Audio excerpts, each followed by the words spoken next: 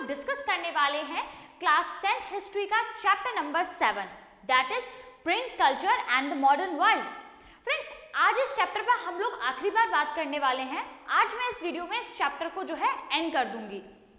Friends, आज हम लोग डिस्कस करेंगे रिलीजियस डिबेट्स के बारे में कि रिलीजियस रिफॉर्म्स पर किस तरीके से पब्लिक डिबेट्स हुआ करती थी, प्रिंट का विमेंस पर कैसा असर हुआ, क्या पुअर पीपल्स पर भी इसका कोई असर हुआ, और सबसे एंड में हम लोग बात करेंगे फ्रेंड्स सेंसरशिप के बारे में कि प्रेस पर किस तरीके की सेंसरशिप्स लगाई गई। तो इसी के साथ हम लोग अपना चैप्टर एंड करेंगे।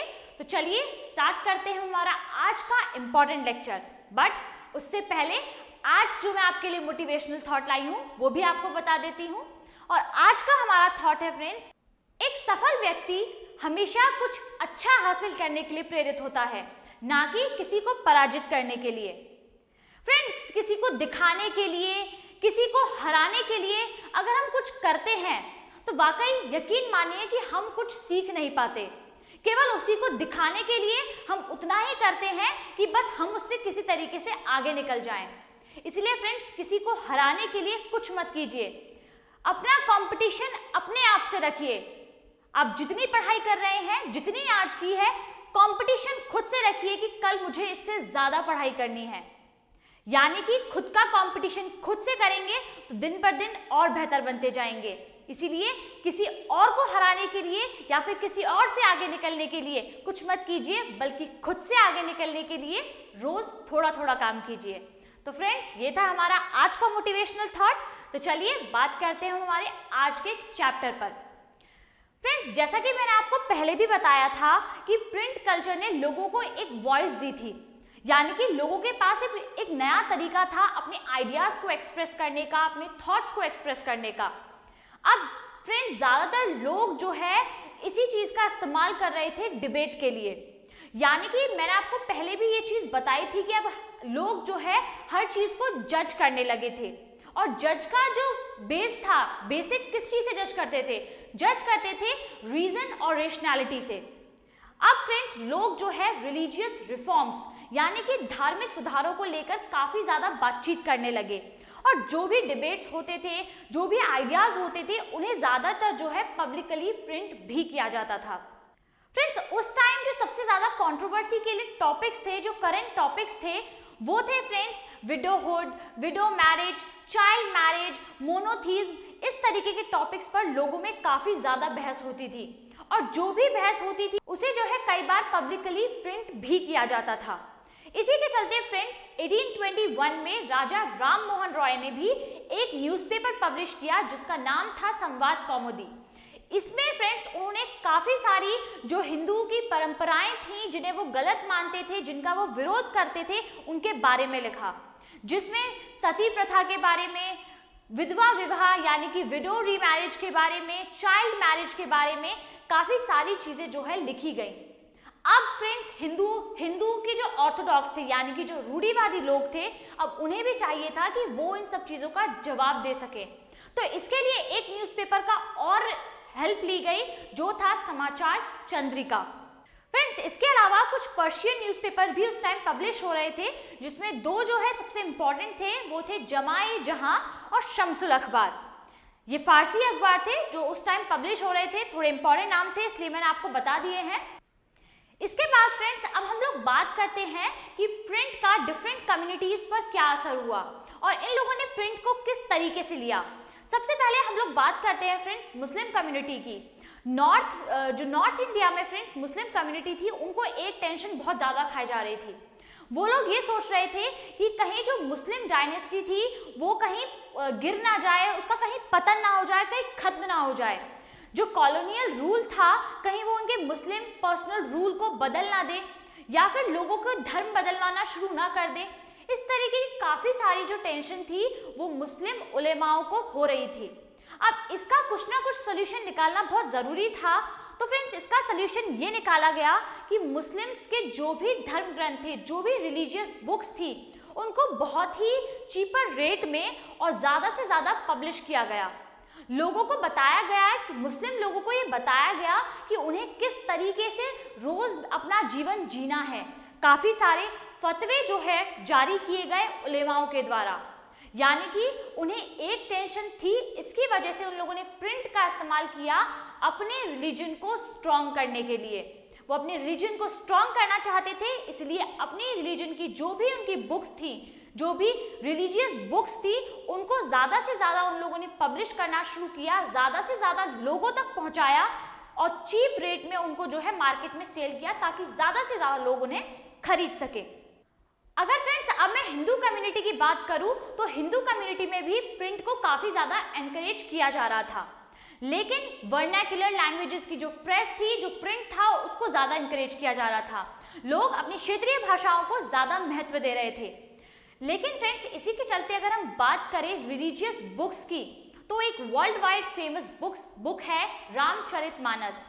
16th सेंचुरी में तुलसीदास जी के द्वारा इसे लिखा गया था और कलकत्ता में 1810 में इसका पहला प्रिंटेड एडिशन हमारे सामने आया और ये बुक बहुत ज़्यादा फेमस हुई। लोगों ने इसे काफ़ी ज़्यादा खरीदा और इसे पढ़ने में काफ़ी ज़्यादा इंटरेस्ट भी लिया। अब इस बुक के बाद फ्रेंड्स जो है काफ़ी ज़्यादा रिलीजियस बुक्स को एनकरेज किया जाने लगा और इसी के चलते लखनऊ की नवल किशोर प्रेस और बम्बई की श्री वेंकटेश्वर प्रेस में जो है रिलीजियस बुक्स काफ़ी ज़्यादा प्रिंट होने लगी। ये प्रेसेस फेमस थी सिर्फ और सिर्फ रिलीजियस बुक्स को प्रिंट करने के लिए। अब फ्रेंड्स लोगों के पास डिफरेंट तरीके की रिलीजियस बुक्स पहुंच रही थी, चाहे वो हिंदू कम्युनिटी हो या फिर मुस्लिम कम्युनिटी हो, तो लोगों के बीच में अपने अपने धर्म के बारे में ज़्यादा पढ़ने की वजह से बहस काफ़ी ज़्यादा हो रही थी। लेकिन फ्रेंड्स ये प्रिंट खाली डिबेट तक ही नहीं रहा, इसने लोगों के बीच में सिर्फ डिबेट को ही नहीं जगह दी। इसकी वजह से फ्रेंड्स प्रिंट की वजह से जो है लोग आपस में जुड़े, लोगों को एक दूसरे के बारे में जानने का मौका मिला, एक दूसरे के धर्म को समझने का मौका मिला। इसीलिए फ्रेंड्स इस वजह से ही नेशनलिज्म की एक जो फीलिंग थी वो भी लोगों के अंदर स्ट्रांग हुई। फ्रेंड्स अब हम लोग बात करेंगे हमारे नेक्स्ट टॉपिक पर, जो है न्यू फॉर्म्स ऑफ पब्लिकेशन, यानी कि पब्लिकेशन की कौन कौन सी फॉर्म सामने आने लगी। फ्रेंड्स जैसे जैसे लोग ज़्यादा से ज़्यादा किताबें पढ़ रहे थे, प्रिंटिंग को काफ़ी ज़्यादा इंकरेज किया जा रहा था, तो अब लोग चाहते थे कि उनकी अपनी ज़िंदगी, अपने एक्सपीरियंस भी वो लोग पढ़ सकें, उनके बारे में भी लिखा जाए और उनको वो लोग पढ़ सकें। और इसके लिए जो सबसे अच्छा तरीका था, जो सबसे अच्छी लिटरेरी फॉर्म थी, वो थी फ्रेंड्स नोवेल्स, जो कि यूरोप में लिखी जा रही थी। इसी के चलते फ्रेंड्स इंडिया में जो नोवेल्स थी वो बहुत जल्दी आई और बहुत जल्दी फेमस हुई। अब इंडिया में भी काफ़ी ज़्यादा नोवेल्स लिखी जाने लगी थी, जिसमें कॉमन पीपल्स की लाइफ के बारे में, उनके इमोशंस के बारे में काफ़ी कुछ लिखा जाता था। इसके बाद एंड ऑफ 19th सेंचुरी में कुछ वर्चुअल इमेजेस भी क्रिएट किए जाने लगी, जैसे कि एक हमारे पेंटर थे राजा रवि वर्मा, उन्होंने काफ़ी तरीके की वर्चुअल इमेजेस को क्रिएट किया और प्रिंटिंग प्रेस की हेल्प से जो है उसकी काफ़ी सारी कॉपीज़ को जो है प्रिंट किया जाता था। और इस तरीके की जो पेंटिंग्स हुआ करती थी और काफ़ी तरीके की जो कैलेंडर्स हुआ करते थे, तो इन्हें लोग खरीदकर अपने घर में as a decoration item use करते थे। तो आप लोग समझ गए होंगे कि किस तरीके से पब्लिकेशन की डिफरेंट फॉर्म्स जो है वो हमें देखने को मिल रही थी। फ्रेंड्स अब हम लोग बात करते हैं विमेन एंड प्रिंट के बारे में, कि विमेन्स ने प्रिंट को किस तरीके से लिया, उनके लिए क्या मायने रखता था। फ्रेंड्स हम लोग को सभी को पता है कि उस टाइम पर जो विमेन्स की कंडीशन थी वो उतनी ज़्यादा अच्छी नहीं थी। उन्हें घर से पढ़ने के लिए बाहर भेजना तो बहुत बड़ी बात होती थी, बल्कि छोटी उम्र में उन लोग की शादी भी कर दी जाती थी। तो उस टाइम पर विमेन्स का पढ़ना एक बहुत बड़ी बात थी। कई ऐसी फैमिलीज थी जो बेटियों को पढ़ने के लिए, यानी कि लड़कियों को पढ़ने के लिए बाहर भेज भी देती थी, और जो छोटे छोटे स्कूल्स होते थे गाँव में सिर्फ वहीं तक पढ़ने के लिए भेजा जाता था, और कई लड़कियों को घर पर ही पढ़ने को बोला जाता था। लेकिन फ्रेंड्स हर फैमिली एक जैसी नहीं होती थी। कई फैमिलीज जो है इसको बहुत खराब मानती थी, जो विमेन्स था उनका पढ़ना बहुत खराब मानती थी। वो मानती थी कि अगर विमेन्स ज़्यादा पढ़ेंगी तो जल्दी विडो हो जाएंगी। इसके अलावा काफ़ी सारे ऐसे ऑर्थोडॉक्स रीजन थे जो बिल्कुल बेतुके थे, जिनका कोई मतलब नहीं था। ऐसे रीजंस की वजह से विमेन्स को पढ़ने नहीं दिया जाता था। फ्रेंड्स 1880 में विमेन्स की इसी कंडीशन को ताराबाई शिंदे और पंडिता रमाबाई ने काफ़ी ज़्यादा लिखा इसके बारे में उन लोगों ने लिखा कि किस तरीके से विमेंस की फैमिली वाले ही उन्हें आगे बढ़ने के लिए नहीं देते हैं, उन्हें घर से बाहर निकलने नहीं दिया जाता है, पढ़ने नहीं दिया जाता है। हम सभी को पता है फ्रेंड्स, उर्दू, बंगाली और इन सब की जो प्रिंटिंग प्रेस थी वो काफ़ी पहले ही हमारे सामने आ चुकी थी, लेकिन हिंदी के जो पब्लिकेशन थे, हिंदी जो प्रिंटिंग प्रेस थी वो अभी तक उतनी सीरियसली वर्क नहीं कर रही थी। उनका जो सीरियस प्रोडक्शन था, सीरियस पब्लिकेशन था, वो शुरू हुआ 1870 से और इसका काफ़ी बड़ा हिस्सा जो है सबसे पहले विमेंस एजुकेशन के लिए काम करने लगा। अब इस प्रिंटिंग प्रेस में जो हिंदी प्रिंटिंग प्रेस थी उनमें काफ़ी ज़्यादा मात्रा में महिलाओं के लिए किताबें छपने लगी और महिलाएं जो लिखती थी उनको भी छापा जाता था। यानी कि या तो वो महिलाओं के लिए, विमेंस के लिए बुक्स को प्रिंट करते थे या फिर कई बार विमेंस जो लिखती थी उसको भी प्रिंट किया जाता था। इस हिंदी प्रिंटिंग प्रेस से फ्रेंड्स कई सारी बुक्स जो है सिर्फ और सिर्फ लेडीज़ के लिए छपा करती थी, जिसमें उन्हें उनके बारे में काफ़ी सारी चीज़ें होती थी कि उन्हें किस तरीके से घर चलाना चाहिए और कैसे एक अच्छी स्त्री बनना है। इस तरीके काफ़ी सारी बुक्स जो है वो लेडीज़ के लिए उस टाइम पर छपा करती थी। इसके बाद फ्रेंड्स कलकत्ता का एक रीजन था, कलकत्ता का बटाला, जो कि पॉपुलर बुक्स को प्रिंट करने के लिए बहुत ज़्यादा फेमस था।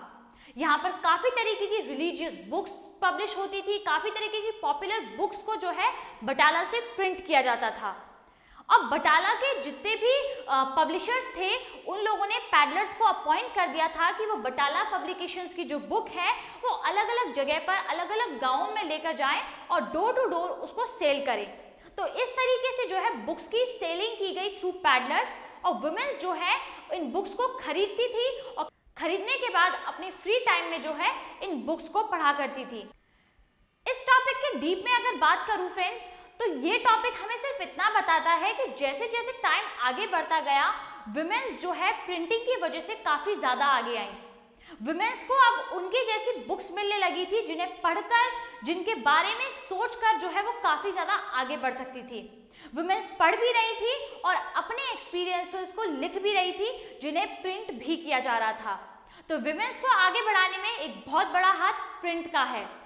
इसके बाद फ्रेंड्स अब हम लोग बात करते हैं कि प्रिंट का पुअर पीपल्स पर कैसे असर हुआ, पुअर पीपल्स ने प्रिंट को किस तरीके से लिया। 19th सेंचुरी में मद्रास के कई शहरों, कई चौराहों पर जो है काफ़ी सस्ती रेट में बुक्स को सेल किया जाता था और बुक्स को इतनी सस्ती रेट पर सेल करने का जो रिजल्ट था वो ये हुआ कि जो भी पुअर पीपल्स थे वो लोग आसानी से उन बुक्स को खरीद सकते थे और उन्हें पढ़ सकते थे। यानी कि जो पुअर पीपल्स थे उन्हें एजुकेट करने के लिहाज से काफ़ी सारी जो पब्लिक लाइब्रेरीज थी उनको भी सेटअप किया गया। ये जो पब्लिक लाइब्रेरीज थी ये काफ़ी ज़्यादा सिटीज़ में, टाउन्स में या फिर जो पॉपुलर विलेजेस थे वहाँ पर इनको सेटअप किया गया। जो रिच और इलाइट पर्सन्स थे उनके लिए ऐसी पब्लिक लाइब्रेरीज को सेटअप करना बहुत ही ज़्यादा रिस्पेक्टफुल काम होता था, बहुत ही ज़्यादा सम्माननीय काम माना जाता था। इसके अलावा फ्रेंड्स आगे चलकर कास्ट सिस्टम और कास्ट डिस्क्रिमिनेशन के बारे में भी काफ़ी ज़्यादा लिखा जाने लगा। ज्योतिबा फुले ने गुलामगिरी, जो उनकी बुक थी 1871 में जो पब्लिश हुई थी, उसमें कास्ट डिस्क्रिमिनेशन के बारे में काफ़ी कुछ लिखा। Doctor B.R. अम्बेडकर ने भी कास्ट डिस्क्रिमिनेशन के बारे में काफ़ी कुछ लिखा है और आप मुझे ज़रूर कमेंट में बताइएगा कि कौन सी बुक है डॉक्टर B.R. अम्बेडकर की जिसमें कास्ट डिस्क्रिमिनेशन के बारे में, कास्ट सिस्टम के बारे में लिखा गया है। बहुत ही छोटा सा सवाल है, आई होप आप सभी को पता होगा, मुझे कमेंट में आप लोग ज़रूर बताइएगा। इसके बाद फ्रेंड्स फैक्ट्रीज में जो वर्कर्स थे उनसे इतना ज़्यादा काम लिया जा रहा था कि उन्हें खुद के सेल्फ इम्प्रोवाइजेशन का बिल्कुल भी टाइम नहीं मिल पा रहा था। वो खुद एजुकेट होना चाहते थे लेकिन इतना ज़्यादा काम होने की वजह से वो पढ़ नहीं पा रहे थे। इसी को ध्यान में रखते हुए फ्रेंड्स जो बेंगलोर के कॉटन मिल वर्कर्स थे उन लोगों ने बॉम्बे के मिल वर्कर्स को देखते हुए वहाँ पर एक पब्लिक लाइब्रेरी सेटअप की।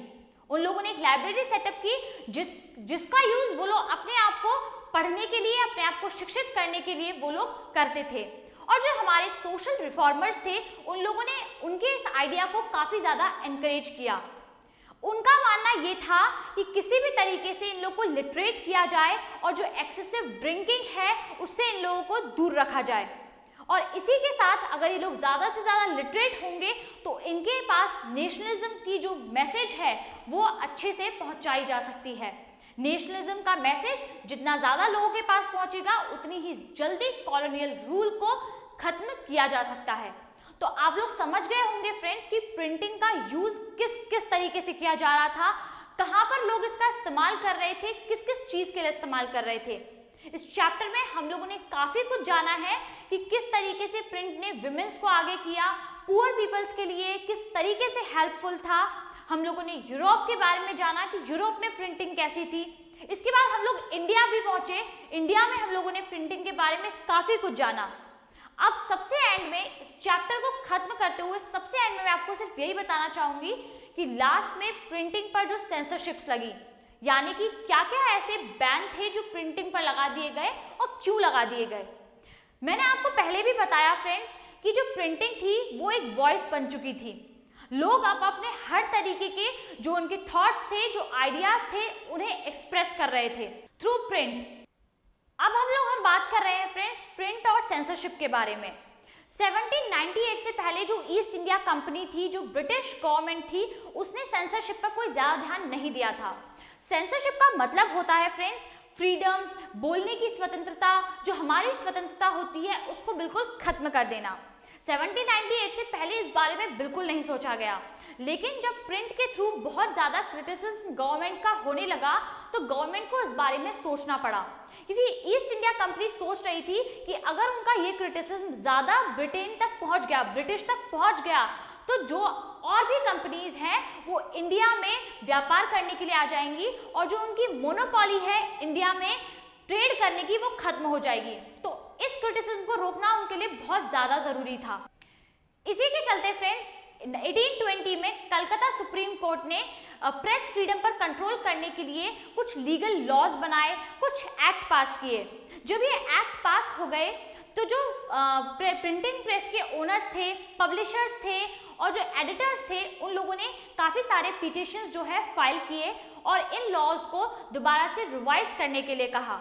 जब इतने सारे पिटिशन फाइल किए गए तो 1835 में जो गवर्नर जनरल बेंटिक थे वो एग्री हो गए और उन्होंने लॉज को रिवाइज किया। इसके बाद फ्रेंड्स जो कॉलोनियल ऑफिशियल थे थॉमस मैकाले, उन्होंने जो पहले का प्रेस फ्रीडम एक्ट था उसमें कुछ चेंजेस किए और चेंजेस करने के बाद नए लॉज को जो है इम्प्लीमेंट किया गया। इसके बाद फ्रेंड्स 1878 में वर्नाक्युलर प्रेस एक्ट को जो है पास किया गया। अब ये प्रेस एक्ट क्या था ये मैं आपको बता देती हूँ। इसमें जो है ब्रिटिश गवर्नमेंट के पास पावर थी कि अगर उन्हें कोई भी आर्टिकल या फिर कोई भी न्यूज़पेपर ऐसा लगता है जो उनको क्रिटिसाइज कर रहा है तो वो उसे सेंसर कर सकती हैं, यानी कि वो पहले उसे एक वार्निंग देंगी। अगर उस वार्निंग को फ्यूचर में कभी इग्नोर किया गया उस न्यूज़पेपर या फिर उस पब्लिशर के थ्रू तो उसके बाद जो है उसको सेंसर कर दिया जाएगा, यानी कि फ्यूचर में वो कोई भी आर्टिकल या फिर कोई भी न्यूज़पेपर पब्लिश नहीं कर पाएगा। ये वर्नाक्युलर प्रेस एक्ट था। इस प्रेस एक्ट से फ्रेंड्स ब्रिटिश गवर्नमेंट सिर्फ ये चाहती थी कि उसका क्रिटिसिज्म रुक जाए, लेकिन फ्रेंड्स इंडिया में इस सब के बाद भी जो है नेशनलिज्म का आइडिया स्प्रेड करने वाले काफ़ी सारे न्यूज़पेपर्स और काफ़ी सारे आर्टिकल्स जो है वो लिखे जा रहे थे। इसमें बाल गंगाधर तिलक ने फ्रेंड्स एक केसरी अखबार था जो उनका अपना अखबार था, उसमें जो है नेशनलिज्म से रिलेटेड काफ़ी कुछ लिखा, जिसके लिए उन्हें जेल जाना पड़ा। और जब वो जेल गए तो उनके फेवर में जो प्रोटेस्टेंट्स थे वो सड़कों पर आ गए और काफ़ी ज़्यादा उनके फेवर में जो है वो प्रोटेस्ट किया गया। तो फ्रेंड्स ये था आज का इम्पॉर्टेंट लेक्चर और इसी के साथ ये चैप्टर हमारा एंड हो गया है। आई होप आपको इस चैप्टर की सारी चीज़ें समझ में आ गई होंगी। मैंने हर छोटे से छोटा बड़े से बड़ा पॉइंट नोट आउट किया है, आपको सारी चीज़ें समझ में आ गई होंगी। अगर इसके बाद भी आपको कोई प्रॉब्लम है तो आप कमेंट बॉक्स में लिख सकते हैं, मैं पूरी कोशिश करूँगी इस प्रॉब्लम को सॉर्ट आउट करने की। अगर आप मेरे प्रीवियस वीडियोस भी देखना चाहते हैं तो नीचे डिस्क्रिप्शन में एक लिंक दिया हुआ है, मैंने एक प्लेलिस्ट क्रिएट की हुई है, वहाँ पर उसका लिंक दिया हुआ है, आप उस पर क्लिक कर कर मेरे सारे वीडियोस देख सकते हैं। और हाँ फ्रेंड्स, अगर आपने चैनल को अभी तक सब्सक्राइब नहीं किया है तो जल्दी से सब्सक्राइब कर दीजिए और वीडियो को लाइक और शेयर करना बिल्कुल मत भूलिएगा। मिलते हैं नेक्स्ट वीडियोस में। नेक्स्ट वीडियो में फ्रेंड्स हम लोग डिस्कस करेंगे हिस्ट्री के डिफरेंट चैप्टर्स के इवेंट्स, इंपॉर्टेंट इवेंट्स, जिन्हें हम लोग डेट वाइज मार्क करेंगे, जो आपके पेपर के लिए बहुत इंपॉर्टेंट होने वाले हैं। तो आप मेरे साथ रेगुलरली बने रहिए। मिलते हैं नेक्स्ट वीडियो में कुछ और इंपॉर्टेंट इन्फॉर्मेशन और कुछ इंपॉर्टेंट फैक्ट्स के साथ। Thank you very much. Bye bye.